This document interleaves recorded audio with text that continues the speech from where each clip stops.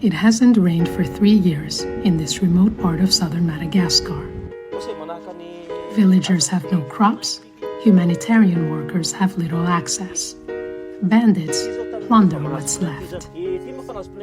When the first load of food aid finally got through in March last year, it was too late. 150 people had already died of hunger. Snieh was almost one of them. Local officials scraped together some help for her and her 8 children. We were really helpless, like skeletons. We couldn't even walk anymore. We could have collapsed just by tripping on a twig. My children cry, they cry so much, with all their hearts, with all their strength. This one has already fainted from crying so much. Then there are the rural gangs. Snieh's family lost nearly everything in repeated raids. Her daughter dresses in an old rice sack. They also use it as a bed.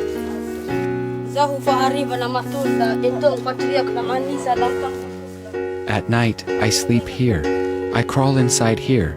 I do it like this, and I sleep here.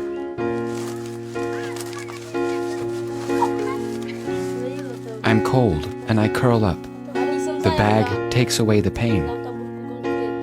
If I slept directly on the floor without this bag, it would hurt.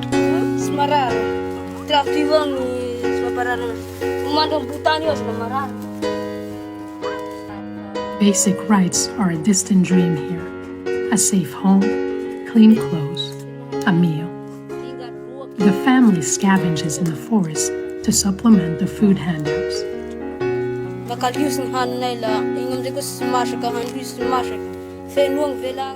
We eat wild roots, but we are not able to cook them. We put them in the pot, we cover them with water, but it stays raw. The roots are always hard. We eat them, but it doesn't fill us up. My stomach hurts, I have diarrhea. When I go to the toilet, my stools are yellow, and sometimes there is blood. I would like a blanket, clothes, and sandals, but most of all, I would like to eat.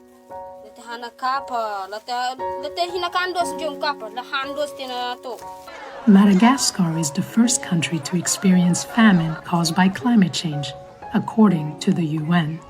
Hundreds of environmental migrants take shelter here in the regional capital, Abomvombe. 5 children and 3 women died. That's what I saw with my own eyes. They died of hunger. Some are now resorting to drastic measures. They eat scraps of boiled leather picked up from the local shoemaker.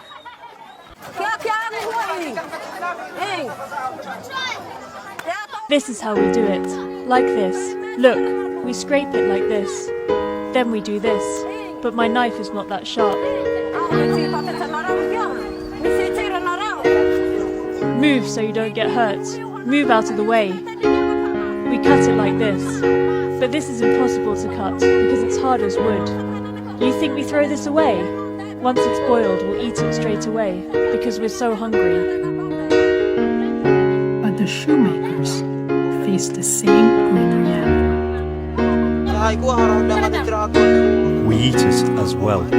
We cook it if we don't make any money, if no one is buying.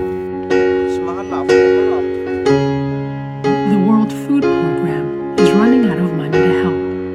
It still needs $78 million to get through the next lean season, which starts in October.